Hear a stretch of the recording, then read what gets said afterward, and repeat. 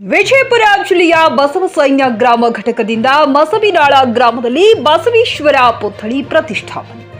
ಬಸವನ ಬಾಗೇವಾಡಿ ತಾಲೂಕಿನ ಮಸವಿನಾಳ ಗ್ರಾಮದಲ್ಲಿ ಸಾಂಸ್ಕೃತಿಕ ನಾಯಕ ವಿಶ್ವಗುರು ಜಗಜ್ಯೋತಿ ಬಸವಣ್ಣನವರ ಪುತ್ಥಳಿಯನ್ನು ಕುಂಭಮೇಳ ಡೊಳ್ಳು ಕುಣಿತದೊಂದಿಗೆ ಮೆರವಣಿಗೆ ಮಾಡುವ ಮೂಲಕ ಬಸವೇಶ್ವರ ಪುತ್ಥಳಿಗೆ ಪೂಜೆ ಸಲ್ಲಿಸಿ ಸ್ಥಾಪನೆ ಮಾಡಲಾಯಿತು.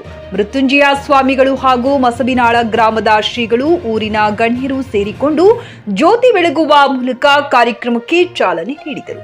ಜಯ ಮೃತ್ಯುಂಜಯ ಗುರುಗಳು ಬಸವ ಪುತ್ಥಳಿ ಸ್ಥಾಪನೆ ಕುರಿತು ಮಾತನಾಡಿದರು. ಮಳೆಯು ಸಿಂಚನಗೈಯಿತು. ಮೂರ್ತಿ ಪ್ರತಿಷ್ಠಾಪನೆ ಮಾಡುವ ಭಾಗ್ಯ ನನಗೆ ಒದಗಿ ಬಂದಿದೆ. ಮುಂದೆ ಬರುವ ದಿನಗಳಲ್ಲಿ ಇದೇ ತರಹ ರಾಣಿ ಚೆನ್ನಮ್ಮ ಮೂರ್ತಿಯನ್ನ ಸ್ಥಾಪನೆ ಮಾಡಬೇಕೆಂತ ಗ್ರಾಮಸ್ಥರಿಗೆ ಹೇಳಿದರು. ಇದೇ ಸಮಯದಲ್ಲಿ ವೇದಿಕೆ ಮೇಲೆ ಶ್ರೀ ಸಿದ್ದರಾಮ ಸ್ವಾಮೀಜಿ, ಶಂಕರಗೌಡ ಬಿರಾದಾರ್ ಮತ್ತು ಬಸವ ಸೈನ್ಯದ ಪದಾಧಿಕಾರಿಗಳು ರಾಜುಗೌಡ ಪಾಟೀಲ್, ಚಂದ್ರಶೇಖರ ಬೈಚಿಬಾಳ್, ಸೋಮಶೇಖರ್ ಕಾರಜೋಳ, ರವಿ ಕತ್ನಳ್ಳಿ, ರವಿ ಬೈಚಬಾಳ, ಸಂತೋಷ್ ಗಚ್ಚಿನವರ ಊರಿನ ಗಣ್ಯಮಾನ್ಯರು ಉಪಸ್ಥಿತರಿದ್ದರು. Mehboob Guntakal, JK news Kannada, Basavana Bagewadi. ಜನ ಪುಣ್ಯ ಮಾಡ್ಯಾರಪ್ಪ ಅಂದರೆ ಬಸವಣ್ಣನ ಪ್ರತಿಮೆ ಆಗೋ ಸಂದರ್ಭದಲ್ಲಿ ಪ್ರಕೃತಿ ಮಾತೆ ಮಳೆಯ ಮುಖಾಂತರ ಬಸವಣ್ಣನಿಗೆ ಮಹಾಭಿಷೇಕ ಮಾಡಿದ್ದಾರೆ.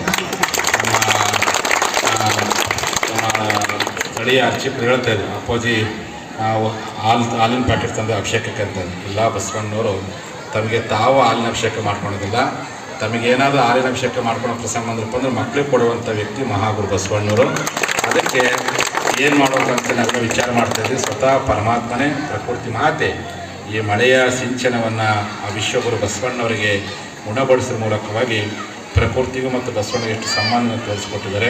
ಮಸೀನಾಳ ಗ್ರಾಮ ಅಂತಂದರೆ ಲಿಂಗೈಕ್ಯ ಶಿವಾನಂದ ಮಹಾಸ್ವಾಮೀಜಿಯವರ ತಪೋಭೂಮಿ. 12ನೇ ಶತಮಾನದ ಹಡಪದ ಅಪ್ಪಣ್ಣವರ ಜನ್ಮಸ್ಥಳವೂ ಸಹ ಇದೆ ಅನ್ನುವಂಥದ್ದು ದೊಡ್ಡ ಇತಿಹಾಸ. ಇಂಥ ಊರಲ್ಲಿ ಬಸವಣ್ಣ ಸರ್ಕಾರ ಇರಬೇಕಾಗಿರ್ತಕ್ಕಂಥದ್ದು ಯಾವತ್ತೂ ಇರಬೇಕಾಗಿತ್ತು. ಆದರೆ ಇಲ್ಲೇ ಒಂದು ಕಡೆ ನಮ್ಮ ಒಳಗಿನ ಅಭಿಮಾನದ ಕೊರತೆಯಿಂದಾಗಿ ಅದು ಅನುಷ್ಠಾನಕ್ಕೆ ಬಂದಿಲ್ಲ. ಇವತ್ತು ಈ ಊರಿನ ಎಲ್ಲ ಹಿರಿಯರು ಕೂಡಿ ಎಲ್ಲ ಸಮಾಜ ಬಸವಣ್ಣ ಕೇವಲ ಲಿಂಗಾಯತ ಸೊತ್ತಲ್ಲ, ಎಲ್ಲರ ಸೊತ್ತು ಬಸವಣ್ಣ ಅಂತ, ಎಲ್ಲರಿಗಾಗಿ ಬಸವಣ್ಣ ಅಂತ.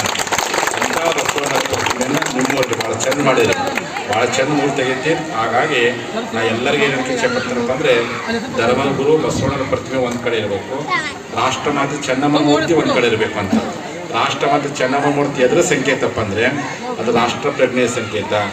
ಧರ್ಮಗುರು ಬಸವಣ್ಣ ಮೂರ್ತಿ ಎದುರು ಸಂಕೇತಪ್ಪ ಅಂದರೆ ಅದು ಕಾಯಕದ ಸಂಕೇತ. ಹಾಗಾಗಿ ಸಮಾನತೆಯ ಕುರುಹಾಗಿ ವಿಶ್ವಗುರು ಬಸವಣ್ಣ ಪ್ರತಿಮೆಯನ್ನು, ಸ್ವಾಭಿಮಾನದ ಕುರುಹಾಗಿ, ಸ್ವಾತಂತ್ರ್ಯದ ಕುರುಹಾಗಿ ರಾಷ್ಟ್ರಮಾತೆ ಚೆನ್ನಮ್ಮನ ಮೂರ್ತಿಯನ್ನು. ಟಿವಿಎಸ್ ಕಂಪನಿಯ ತರತರಹದ ಮಾಡೆಲ್ ಬೈಕ್ ಖರೀದಿಸಲು ಯೋಚಿಸುತ್ತಿದ್ದರೆ ಎಸ್ವಿ ಟಿವಿಎಸ್ ಶೋರೂಮ್ ನಿಮಗಾಗಿ ತರುತ್ತಿದೆ ಹೊಸ ಮಾಡೆಲ್ಗಳ ಹೊಸ ಬೈಕ್ಗಳು. ಟಿವಿಎಸ್ನ ಎಲ್ಲಾ ತರಹದ ಬೈಕ್ಗಳು ಹಾಗೂ ಎಲ್ಲಾ ಬೈಕ್ಗಳ ಸರ್ವಿಸ್ ಹಾಗೂ ಅವುಗಳ ಸ್ಪೇರ್ ಪಾರ್ಟ್ಗಳು ಕೂಡ ಲಭ್ಯ.